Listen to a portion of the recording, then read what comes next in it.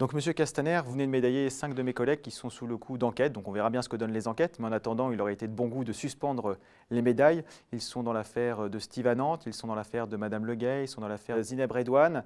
Et le temps que la lumière se fasse, il aurait été de bon goût de ne pas les médailler. Et moi, à côté de ça, je suis poursuivi comme le vilain petit canard de l'équipe pour avoir juste tenu des propos en usant de ma liberté d'expression pour dénoncer des dysfonctionnements dans le but d'améliorer la police nationale pour qu'elle revienne au service du peuple. Donc, Monsieur le ministre, on ne peut plus tout mettre sous le tapis, on ne peut plus tout cacher. C'est pour ça que je vous demande un débat public. Pour le moment, tout le monde est d'accord pour que ça s'organise.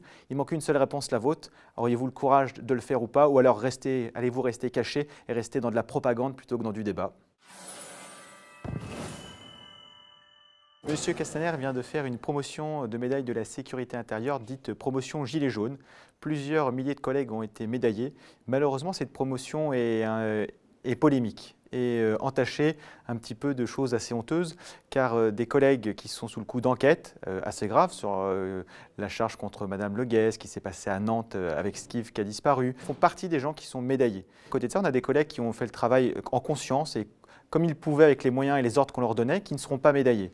Pendant ce temps-là, M. Castaner ne paye toujours pas nos heures supplémentaires, nous donne des cycles de travail complètement absurdes, par exemple, et même il va au-delà de ça, c'est que là, il y a un cycle de travail qui est en cours de proposition. On devrait travailler 12h08 par jour, plus les temps de transport, on est quasiment à des journées de 15 heures. Donc, au moment où on est armé, ça va être compliqué. Et la motivation est, ça va nous coûter moins cher. Et en plus, comme sur le mouvement des Gilets jaunes, vous avez travaillé entre 14 et 20 heures par vacation, vous êtes capable de le faire. Donc, nous, on va pouvoir faire des économies. Avec tout ça, on aboutit sur une situation catastrophique humaine dans la police nationale. Depuis que M. Castaner a pris ses fonctions en tant que ministre de l'Intérieur, nous avons 50 de nos collègues qui se sont donné la mort, plus de 10 fois plus que les délinquants et les criminels qui tuent les policiers. Et depuis que M. le directeur général de la police nationale a pris ses fonctions, M. Morvan, nous sommes à 90 collègues qui se sont suicidés. Pour donner un ordre de grandeur, à France Télécom, où toute la direction est passée en correctionnel, ils ont eu 19 suicides malheureusement réussis en 2 ans. Chez nous, c'est 90 en 2 ans. D'un côté, il y avait 190 000 personnes à France Télécom, nous sommes 160 000 au niveau de la police nationale. Mais on est en train de crever tous les plafonds et Monsieur le ministre reste dans le déni le plus total. Il est dans le déni pour les suicides, il est dans le déni pour les violences qui peuvent être commises à l'égard des manifestants. Tout ça, ça amène à des situations aberrantes que plus personne comprend et plus personne s'y retrouve. Ça arrive à tel point que même il a réussi, il y a Steve qui a disparu depuis maintenant plusieurs semaines. Personne ne se pose la question de savoir où il est. Et on fait le parallèle un petit peu avec notre collègue qui s'est noyé dans la Seine début janvier 2018. La préfecture de police avait fait le choix de ne pas retrouver rapidement son corps car il y avait un matériel défectueux et si on retrouvait le corps, on aurait vu les vices et les fautes de la préfecture de police. Donc qu'est-ce qu'ils veulent cacher sur le corps de Steve, on ne sait pas. Mais à côté de ça, il y a une famille derrière, des amis, tout le monde voudrait le retrouver. Et en ce moment, en plus, au mois de juillet, donc 18 juillet, c'est le moment de la révélation de l'affaire Benalla, pas le moment de ses actes, mais de la révélation dans les médias, parce que bien évidemment, ce gouvernement tait les choses en espérant que ça ne se sache pas. Donc on avait parlé de violence policière dans les médias, alors que c'était une violence élyséenne. Aujourd'hui, M. Benalla est toujours dans la nature, on peut suivre sa vie, sa nouvelle vie, son entreprise, on a l'impression que c'est une carrière réussie. Malheureusement, ce monsieur a usurpé les qualités de policier, a fait du tort à la police nationale, a molesté des manifestants de façon complètement illégitime, quel que soit ce qu'ils aient fait, ce n'est pas son rôle d'intervenir à la place de la police, et aujourd'hui toujours protégé par l'Élysée.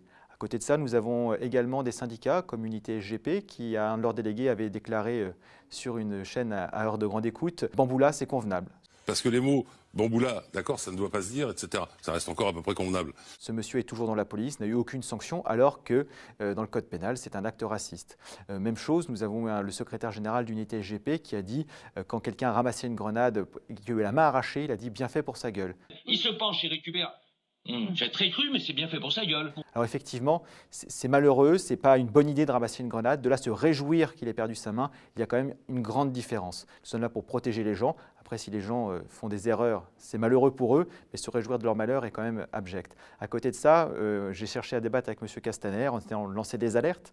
M. Castaner a toujours refusé le débat, s'est toujours caché derrière ses gardes du corps. Et à côté de ça, je suis sanctionné donc de 12 mois d'exclusion temporaire de fonction à cause de ma liberté de parole syndicale pour améliorer les choses. Parce qu'a priori, je n'ai rien contre M. Castaner personnellement, j'ai quelque chose contre M. Castaner en tant que ministre de l'Intérieur et ses actions, parce que c'est intolérable d'avoir une personne comme ça à la tête de la police nationale. Donc voilà, il y a 2 poids 2 mesures. En France, les gens qui essayent de défendre les valeurs de la République, liberté, égalité, fraternité, sont persécutés par ce gouvernement. À côté de ça, des gens qui commettent des infractions qui sont contraires complètes aux valeurs que nous défendons, ils sont encensés ou protégés. Donc M. Castaner, vous encensez et protégez des personnes qui font des infractions au code pénal, et à côté de ça, vous me sanctionnez et vous me sanctionnez moi, vous sanctionnez mon syndicat, mon organisation, tous nos adhérents et tous les gens qui nous soutiennent plus largement dans la population, alors que nous défendons les valeurs de la République, liberté, égalité, fraternité. Si vous êtes si sûr des valeurs que vous défendez, de vos arguments, de votre suite logique, je vous propose un débat face à face. Alors bien sûr, vous allez peut-être m'opposer, on a fait 0,4% aux élections professionnelles, comme on peut voir régulièrement sur les réseaux sociaux. Je vous rappelle que notre score, on n'aurait peut-être pas fait 50%, on est bien d'accord, mais on espérait 5 à 10%, si jamais il n'y avait pas eu de fraude électorale. 4 recours sont déposés, même chose, vous n'avez rien voulu donner malgré les PV accablants de fraude électorale. Donc au final, M. Castaner, un débat en direct pour pas qu'il y ait de montage, de coupage. Choisissez le média que vous voulez. Là, je suis sur le média, mais d'autres chaînes se sont également proposées d'animer ce débat, d'autres que vous pourriez avoir. Pour le moment, tout le monde est d'accord pour que ça s'organise. Il manque une seule réponse, la vôtre. Auriez-vous le courage de le faire ou pas? Ou alors allez-vous rester caché et rester dans de la propagande plutôt que dans du débat?